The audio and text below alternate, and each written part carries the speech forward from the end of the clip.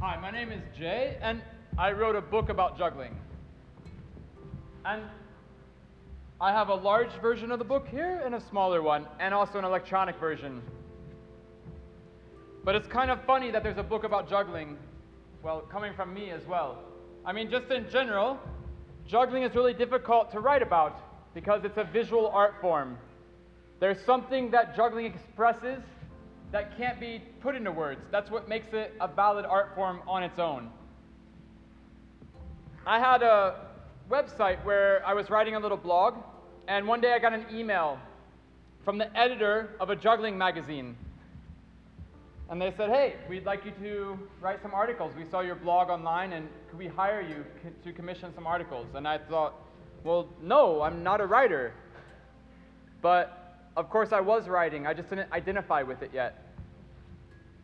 And I didn't know what I was going to write about. I had no idea. I was just writing on my website for fun. But then I had a moment where I realized that this magazine actually was something that I grew up with, and it really inspired me in my life, and it was my whole world. This one juggling magazine. There's not a lot of them. And I really loved it, and I had this moment where I thought, well, wait a second. If I don't write these articles for this magazine, then who will?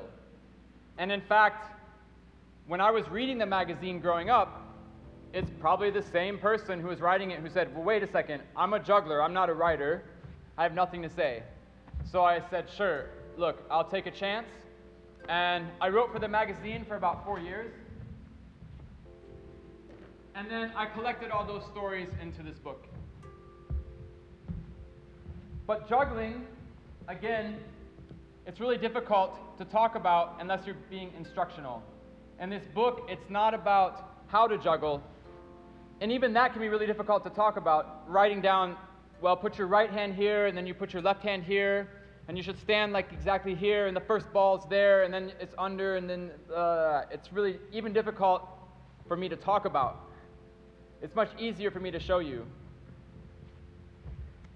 I'm the professor of juggling and object manipulation at the National Circus School of Sweden in Stockholm. And in this program, we have a high school, a circus high school.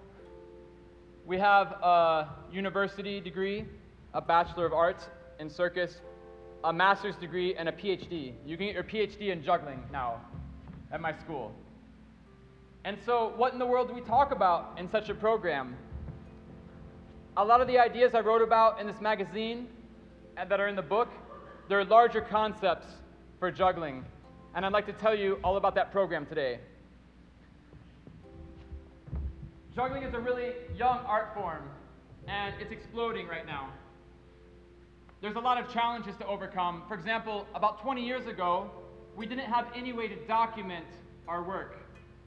And the way that music has, well, musical notation with the staffs and the lines and the notes and everything. And for example, dance has something called Laban notation. It's a way to write down on paper how you're going to dance. With juggling, we had none of that. And juggling was passed down from master to apprentice for the longest time. About 100 years ago, in this country, we had vaudeville, before the invention of movies, television, YouTube, video games. People would go to the circus or to a vaudeville theater for entertainment.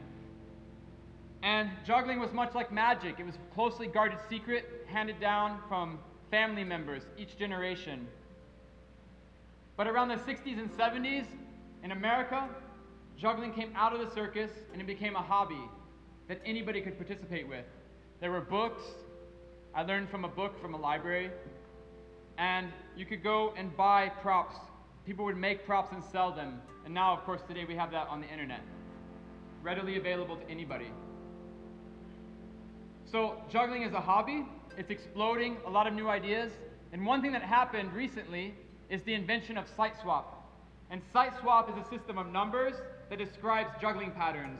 In such a way, I can write down these numbers and send them to somebody halfway across the world, and they can juggle the same pattern. It's really simple.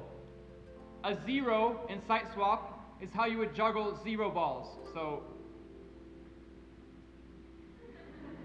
I'm juggling 0. It's very easy. A 1 is how you would juggle one ball. So I can juggle one ball, it's only one ball. It's very simple. I can just go back and forth really fast. I don't even have to look at it. So this is a 1. That's a 1. If I juggle 0, 1, it's 0, 1, 0, 1. I have nothing, and then I do a 1. It's easy. A 2 in sight swap is how I would juggle 2 balls. So I have 2 hands. I can just hold on to them. It's no problem. I don't have to throw them at all. So a 2 in sight swap is just holding on to the object. And that's a lot like music notation, right? You don't just put the notes, the pitch, the melody. You also have to have rests. You notate the silences. So the 2 is the silence of juggling in one way. A 3 in sight swap is the type of throw you would use to juggle 3 balls. It looks like this. So we have 3, 3, 3, 3, 3, 3, 3. A 4 is the type of throw you would use to juggle 4 balls. It's a little bit higher and a little bit faster. And as you can guess, probably a 5 is how you would juggle 5. So these throws are all 5s. 5, 5, 5, 5, 5, 5, 5, 5, 5. It's a little bit higher, a little bit faster. Of course, a 6 is how you would juggle 6. Now, one thing that helps me out is that in sight swap, there's a logic to it. It's a mathematical system. And it means that all the even numbers, they stay to the same side. If I do a 2, it's an even number. I'm doing a 2 in my right hand. Well, the ball is staying on my right side. It's not crossing over to the other hand, right? It's just a 2. It's just there. A 4, I throw it, but it comes back to where it started. So right hand throw, right hand catch. It's a 4. A 6, it's the same thing, a little bit higher. And all the odd numbers, they cross. Remember the 1? They're really easy, back and forth. Well, exactly, it's crossing right to left to right to left to right to left. So it's odd, so it crosses. A 3, the way I juggle 3 balls, again, goes to the other hand. A 5, a 7, a 9, etc. And by using these numbers, I can create any sort of pattern, and then I can write those numbers down and show it to somebody else, and they can juggle the same pattern. There's a really popular 3-ball pattern called 4-4-1. It's 3 numbers, it's 3 types of throws, and it's with 3 objects. The first one is a 4, so we know it's going to come back to the same hand.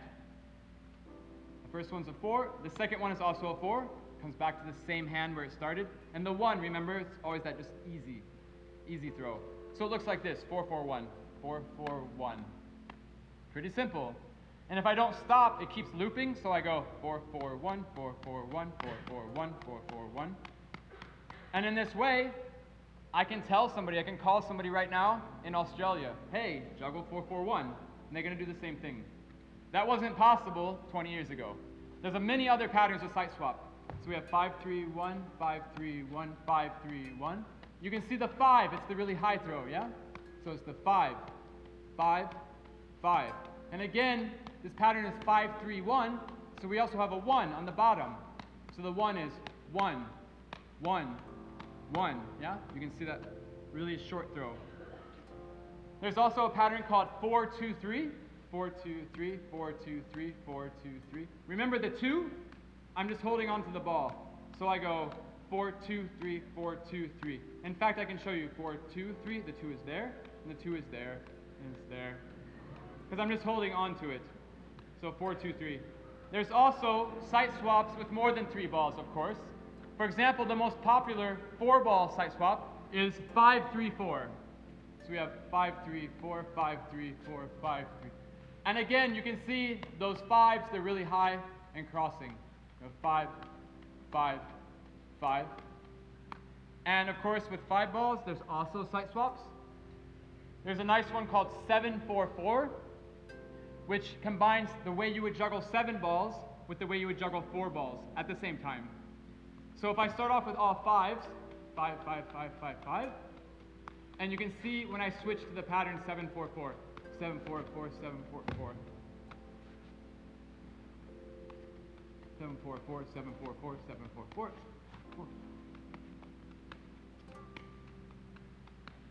And normally,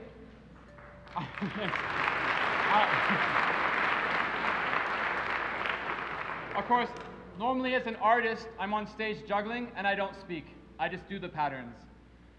It's really difficult for me to be up here and to say these numbers while doing the juggling as well, because so much of the juggling is unconscious, it's too fast. So when I have to say the numbers out loud, it's much more difficult to say it than just to do it even at the same time. When I first learn a pattern, I'll understand, okay, 7-4-4, 7-4-4. But now when I do it, the balls move so quickly, I barely have time to have those thoughts. It's just automatic muscle memory. There is one problem though with site swap. And you know, when I talked about the book, I said it's really hard to write about juggling. And you could be thinking, well, wait a second, you have this great system, site swap, just write down all the numbers, and it's just a book of numbers, and you're done. There's just one small problem I want to show you. So, I'm going to juggle the 3 balls like I did at the start, which is the site swap 3. So 3, 3, 3, 3. And now watch this. So 3, 3, 3, 3, 3, 3, 3, 3, 3, 3, 3, 3, 3, 3, 3, 3, 3, 3, 3, 3, 3, 3, 3, 3. These are all 3s, 3s, 3s, 3, 3, 3, 3, 3, 3, 3, 3, 3, 3, 3, 3, 3, 3, 3, 3, 3. These are still 3s.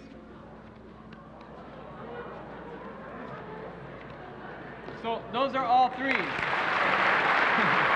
Thank you. And of course the problem becomes then, if I write down the pattern what I think is a 3, and then I call my friend in Iceland, wherever, and I say, hey, juggle a 3. And then they're like, oh yeah, I can do 3. 3, 3, 3, 3, 3, 3, 3, 3, 3. Clearly it's a totally different pattern. So site swap has a lot of limitations. And a lot of these conceptual problems are the ones that we deal with, for example, in the PhD program in Sweden. And it gets quite esoteric and difficult to talk about, especially in the short time we have together today. So I'd like to tell you about another part of our research in Stockholm that's really concrete, that you can understand very easily, that I can show you visually. And it all starts with this ring right here. So I was born in Ohio and I grew up there. And when I started juggling, rings were this size. And in fact, rings weren't any size at all. They were just rings. I didn't think how big they were because it was a ring. It was the only thing you could have was this big. So we never even considered the size. It was just a juggling ring. And we would just juggle it, and it was a lot of fun, and we never thought twice about it. No problem. But then, about 5 or 6 years ago, the same company that made these. And I was in Sweden with my friends, and this ring came out, and we thought, why does this ring exist? First of all, for example, I have really long arms, I have pretty big hands, and for my physical technique of juggling with my body shape and size, this ring is terrible. It's too small. It's not big enough for my technique, for proper juggling technique. Also, it's quite lightweight. It's too light. When I throw it in the air, you can see it wobbles a little bit. It's not very stable. There's not a lot of momentum when I throw it. It's also quite cheap and flimsy. And we just had no idea why anybody would want a ring like this. This goes to show a little bit of the disconnect between the people who make the props and the artists who use them. Somebody just made this without any thought at all. It's just terribly designed. But we took it as a conceptual challenge in Stockholm. We said, hey, we want to justify this ring's existence. And to put it another way, very concretely, we had to find juggling that you could do with this ring, but that you couldn't do with this ring. And that's a pretty odd problem to have. I mean, either it's an impossible task, or it's just silly. It seemed inconsequential. I mean, to do juggling with this ring that you can't do with this ring, it has no meaning at first. It's a very strange thing to think about, because rings were always this size, so who cares? They do what they do. And now all of a sudden we had to think about this problem. But it turns out that we found lots of really nice techniques that you can only do with this smaller ring. It opened up a whole new world, and I'd like to show you that first discovery that made everything else possible. When we took this smaller ring and we combined it with an even bigger one, we came up with a new type of throw. It looks like this.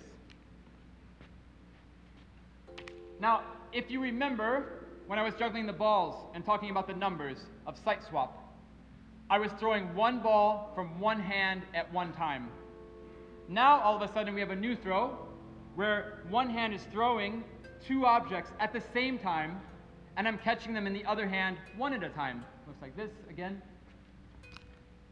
So it might not look crazy, but this was a revolution.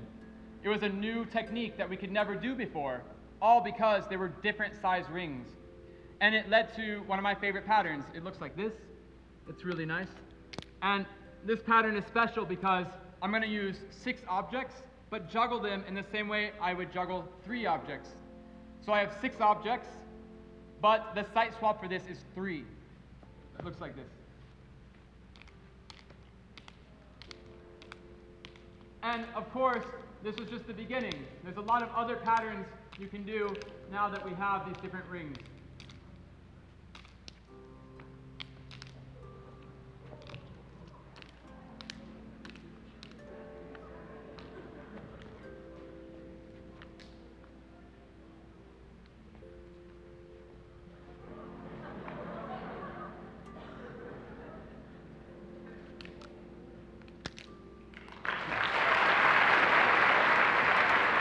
Of course,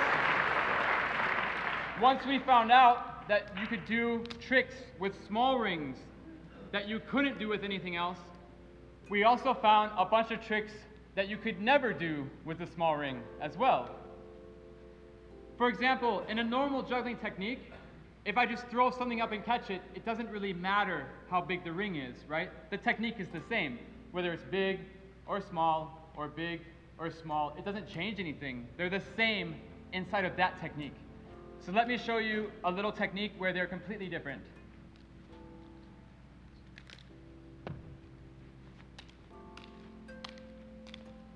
Even on this technique, you can see, even though they're both getting thrown, they're going to different heights. And that's what makes this trick possible. But here's a new technique where they behave very differently.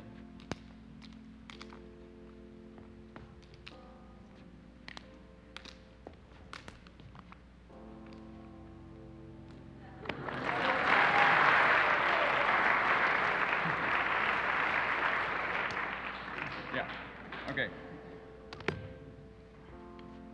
Again, going back and looking at that same throw with my normal size rings from Ohio, if I take 2 rings and throw them at the same time from the same hand, and they're the same size, watch, they go to the same height. And I have the choice. Either I try to catch them both, like I did with the different size rings, or then I just have to choose. I catch one or the other, and the other one falls down. So it's only through having different sizes that these new tricks became possible. And this opened up a whole new world for us. So the next step was, instead of having different sizes, what about having different shapes? Again, I started off with a circle. It never occurred to me for 20 years that I could have maybe a triangle. So we changed circles to triangles, to squares, pentagons, octagons, ovals. But again, I can change the shape and do the same technique, or try to. This is really hard and awkward. But there's nothing special then about having a triangle. I'm using it in the same way that I would use a circle. So the challenge again becomes, what is triangle juggling? And that's a bit of a, it sounds almost like an existential question. What is triangle juggling? But it turns out there is technique that can only be done with a triangle. So I can do juggling with this triangle that I'll never be able to do with the circle. Here's one pattern.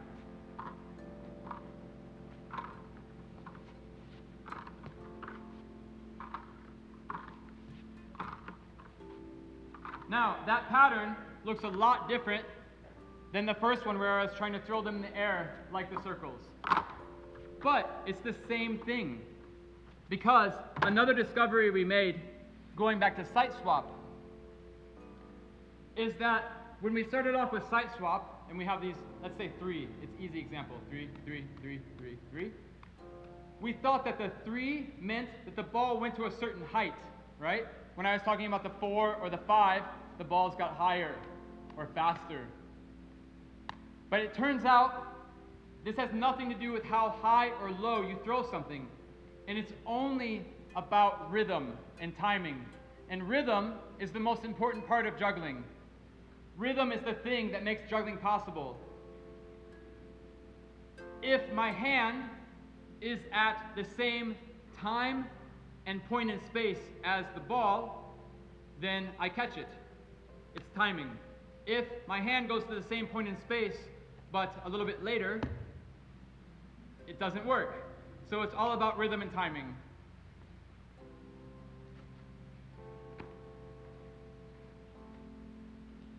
I have no idea what I'm saying right now.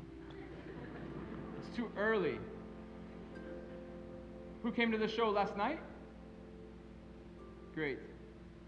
I still don't know what I'm going to say. Oh, I remember now. So, instead of being about different heights, it's about rhythm. And it turns out then that a 3 doesn't have to be a throw up or down, but I just have to move the ball and take up 3 counts of time. It means that the pattern 3, 3, 3, 3, 3, 3, can also be done like this. 3, 3, 3, 3, 3. Or going back to that pattern 4, 4, 1. If I put the first 4, if I take that ball instead of throwing it for 4 beats and I put it on my neck and I count to 4 and it comes back, then we have 4, 4, 1, 4, 4, 1, 4, 4, 1, 4, 4, 1. And I don't have to throw it in the air. So it's the same thing with the triangles. On that pattern I did before, again it looks like this.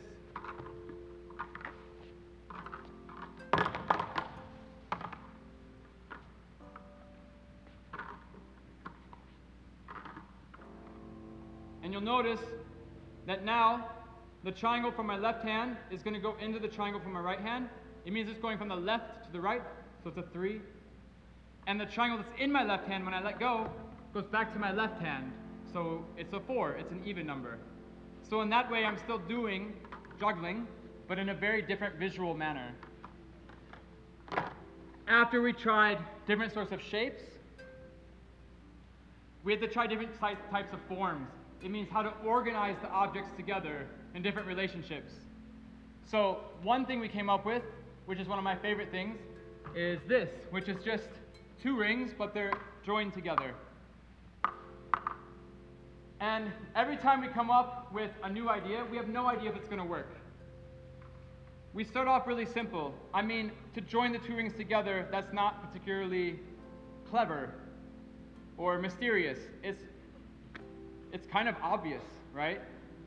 So we thought, hey, what happens if we do something that's really maybe seemingly obvious? We didn't sit down and go, okay, we're going to think of the best idea I've ever thought of in my life. It's going to be crazy. Like, no. We said, wait a second, what happens if you take 2 rings and put them together? It's kind of a little anticlimactic, but we end up with an object like this. And if I try to juggle it like normally we throw 1 object at a time, right? Like I've been doing with the balls. And so if I try to throw 1 ring, I throw it, and then, well, it's stuck to the other one. That doesn't work. And if I try to juggle it like the different size rings together, remember I had to throw with 2 rings at the same time. I can try that as well. So I throw it, and then it's really chaotic. That doesn't work either. So after we made this shape, we tried a few things, and we said, well, that's really stupid, and put it on the shelf in the studio for many months and didn't touch it. Until we started researching some more, and we found, again, 1 key pattern that just opened the door to everything else. And I'd like to show you that pattern and explain it. Because the reason we didn't find the pattern to start with is because it doesn't work to describe it using site swap. It's kind of impossible on paper, but in real life, of course, it works. So with a ball, it looks like this. If you see what's happening, the ring in my left hand, I'm always holding on to it, which is a 2. And the ring in my right hand is always coming back to my right hand, and that makes it a 4.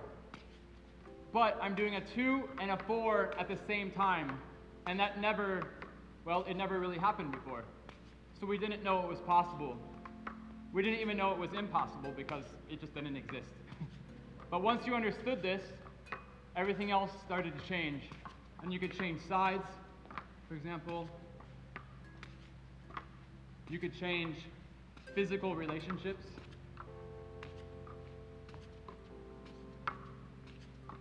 And you could get new patterns, like this one, where the ball goes through the rings.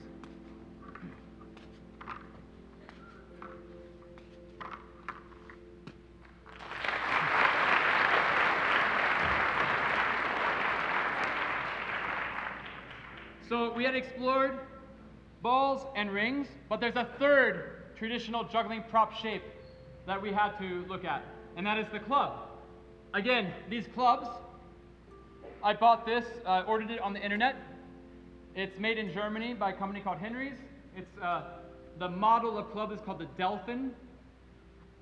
And never before in my life had I thought about, well, why is it that long? Why is it that shape? Why is it that color? Why is it that material? And why does it have that center of gravity? It just didn't matter at all. It was a club. You flip it, done. But thinking back about all the other research we had done and all the discoveries we had made before, we thought, hey, wait a second. We have to think about why clubs are like this and use them for that reason. For example, here I have 5 of these traditional style clubs, and you can juggle them. The site swap is 5, 5, 5, 5, 5, 5, 5, 5, 5, 5. It looks like that. And you can juggle them in a million different ways. Just go to YouTube and search club juggling. You'll see many, many hours of different patterns. We're not just limited to old techniques with old props. There are new techniques we can use with these. For example, there's a style of juggling that's called Legos. It looks like this.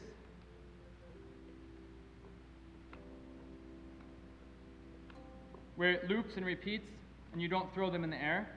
So we can do new kinds of juggling with old props, but at the same time, we should explore what it means to have a juggling club in a certain shape.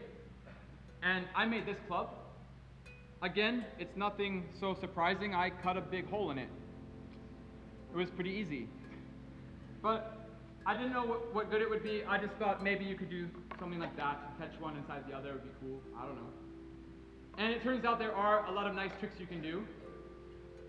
But another thing we discovered is that just because we have new juggling props, new tools to our craft, they can still do all the old tricks as well as the new ones. So it only opens up more possibilities. For example, this is the same pattern I just did with the white clubs.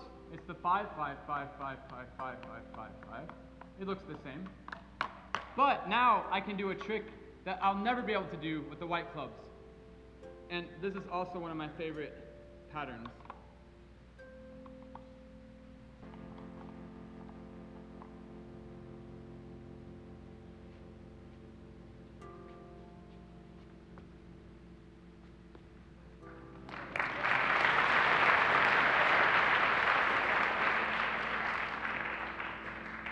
And of course, without having this specific shape, there's no way I could ever do that balance with the white clubs.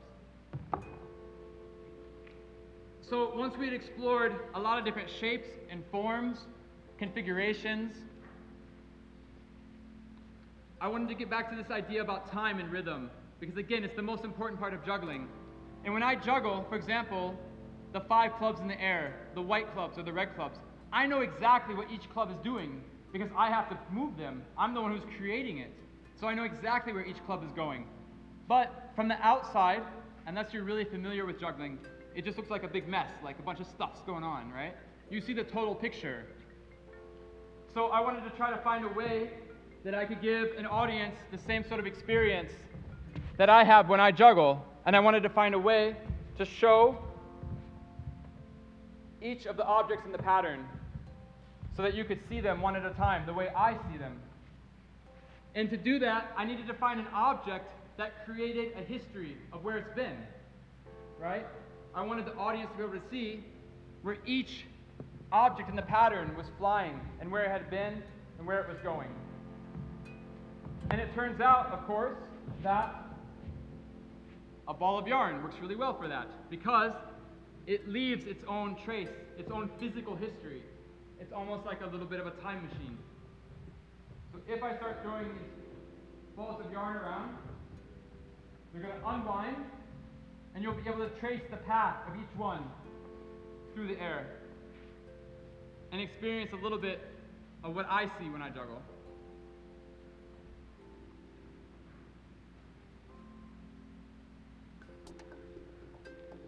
All right, if I start off juggling these without crossing them, it goes quite fine. But if I go back to that 3-ball pattern of 3, 3, 3, 3, stuff starts to happen. And if I start throwing them around my body, then it gets even more clear where they've been.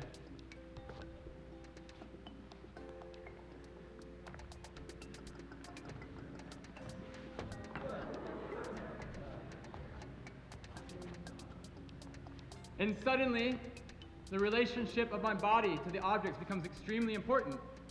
Before, if I would move my arms around and the ball's in the air, it didn't really matter. But now, it's kind of trouble.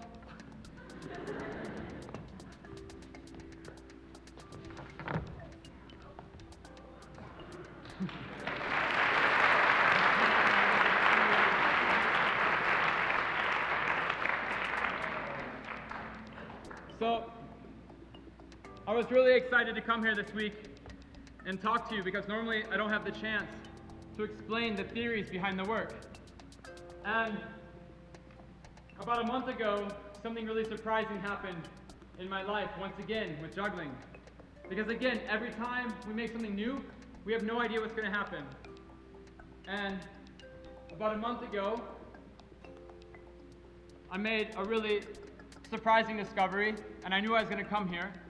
And I thought this was really appropriate to share with you in relationship to all this other work. So I'm going to try it for you today.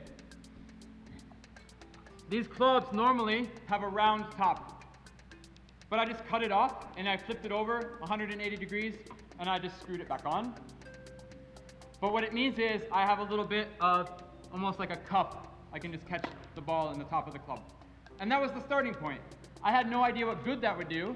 But I thought, oh, that's kind of funny. Like, I can combine the props together. That's nice. So I started with the normal 3-club pattern, the sight swap 3. So 3, 3, 3, 3, 3, 3, 3, 3. And then the challenge became, how can I add now the balls into the cups during this pattern, which you can see already is maybe quite a challenge conceptually. But I had a discovery early on, which I thought was going to be, I was like, oh, this is going to work really good. It's going to be easy. I mean, in theory. Still, the technique is really hard, and I have to practice it, but the idea is simple. So I put a ball on top, and I tried to juggle the same pattern, and it worked a little bit, at least. So I'm going to try that. So watch the ball. It's going to stay here on the left side. And I do the same sight swap of 3.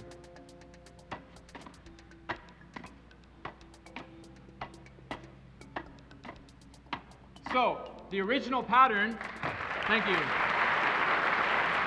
The original 3-club pattern, I do the same throw from each hand, right? I'm just throwing all 3s. They don't change. There's no 4s. So 3, 3, 3. It means the pattern is symmetrical. It's the same on the right side as it is the left side. So if I have a ball on my left side, I should also be able to have a ball on my right side.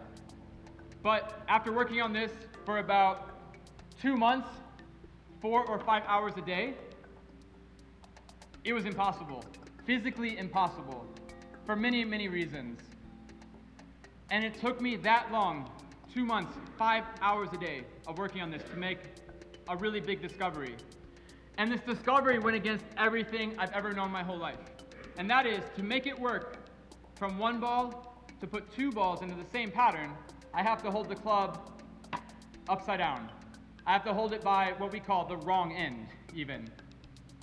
And this is so counterintuitive, right? I've fought my entire life against catching this end. And now suddenly, this is the key that made it possible. So again, this won't work very well, but I think you'll get a glimpse into what might be possible in a year or two.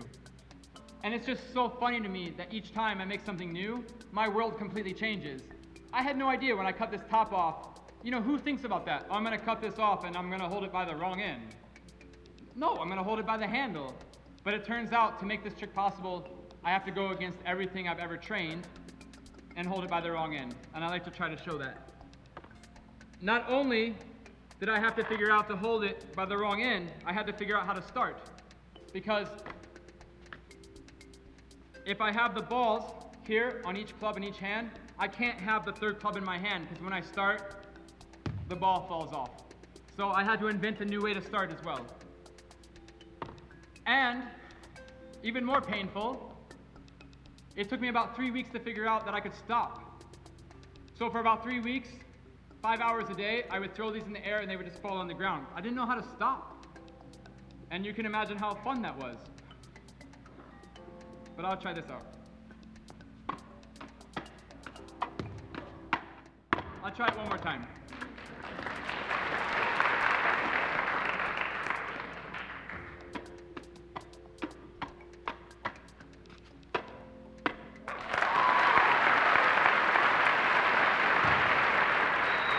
And even in terms of stopping, I mean, I would never think of that. Why would I have to?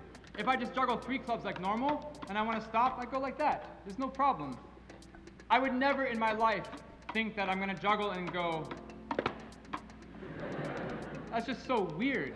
So I'm always learning all the time. I'm always surprised. And I just can't give up. I just have to trust the process and trust that something's going to happen.